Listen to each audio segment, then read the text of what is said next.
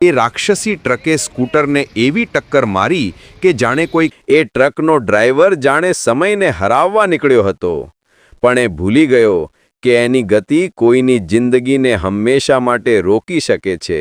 પણ બોડેલીના એ 4 રસ્તા એ જાણે કે માનવતાની પરીક્ષા લેવા માટે જ બન્યા હતા, જે કાળ બનીને ત્રાટકવાની રાહ જોઈ રહ્યો હતો.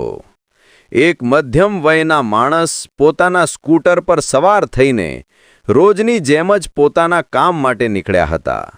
એમના મનમાં આવનારા દિવસના વિચારો હતા, ઘરની જવાબદારીઓ હતી અને કદાચ સાંજે પરિવાર સાથે બેસીને ચા પીવાને અને બાળકો માટે નાસ્તો લઈ જવાના નાના નાના સપના પણ હતા.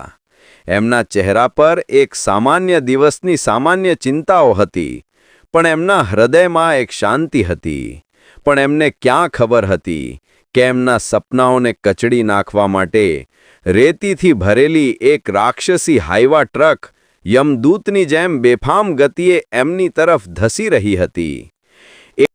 અને પછી એ થયું જેનો ડર હતો. એક કર્કશ ચીસ, ધાતુના અથડાવાનો ભયાનક અવાજ, અને પછી એક ક્ષણ માટે બધું જ શાંત થઈ ગયું. આંખના પલકારામાં એ રાક્ષસી ટ્રકે સ્કૂટરને એવી ટક્કર મારી કે જાણે કોઈ કાગળના ટુકડાને ફાડી નાખ્યું હોય. પણ વાત અહીં જ ન અટકી.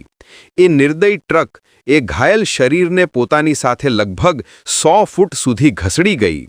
સડક પર એક લાંબો લાલ લીસોટો ખેંચાઈ ગયો, જે માત્ર લોહીનો ન હતો, પણ તૂટેલા સપનાઓનો, વિખરાયેલા ભવિષ્યનો અને એક સમુદાયના તૂટેલા વિશ્વાસનો પણ હતો. એ દૃશ્ય એટલું ભયાનક હતું કે જોનારાઓની આંખો પણ કંપી ઉઠી અને હૃદય થંભી ગયું. તરત જ લોકો દોડી આવ્યા. કોઈએ એમ્બ્યુલન્સને ફોન કર્યો, કોઈએ પાણી આપવાની કોશિશ કરી, પણ એ દૃશ્ય જોઈને સૌની હિંમત જવાબ દઈ ગઈ હતી. એ ઘાયલ શરીરને તાત્કાલિક હોસ્પિટલ પહોંચાડવામાં આવ્યું. ત્યાંના ડોક્ટરોએ પોતાની બધી જ કોશિશ કરી, પણ ઈજાઓ એટલી ગંભીર હતી કે એમના હાથમાં પણ કશું ન હતું.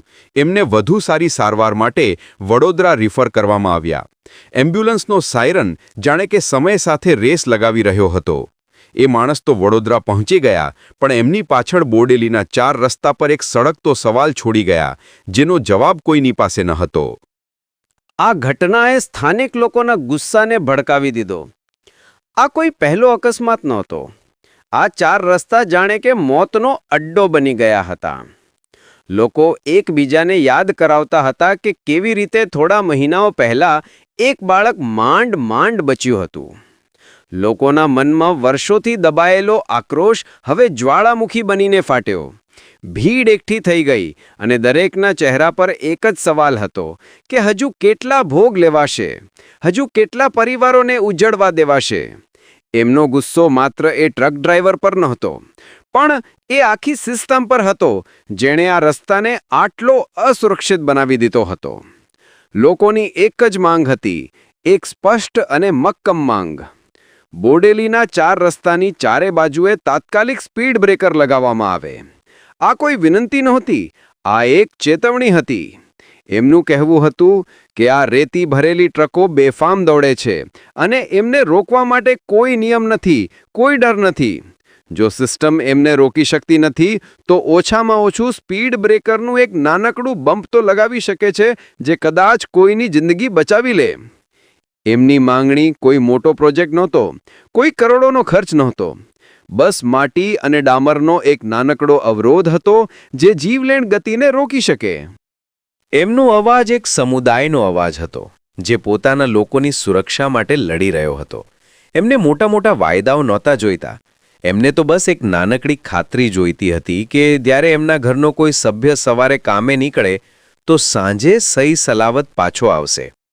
એ દિવસની ઘટનાએ બોડેલીના ઇતિહાસમાં એક કાળું પાનું ઉમેરી દીધું હતું, પણ સાથે સાથે લોકોની એકતા અને જાગૃતિની એક નવી ગાથા પણ લખી હતી. હવે જોવાનું એ હતું કે શું એમનો અવાજ સત્તાના બહેરા કાનો સુધી પહોંચશે કે પછી આ 4 રસ્તા આમ જ કોઈ બીજા ભોગની રાહ જોતા રહેશે. કારણ કે આ લડાઈ માત્ર સ્પીડ બ્રેકરની નહોતી, આ લડાઈ માનવ જીવનના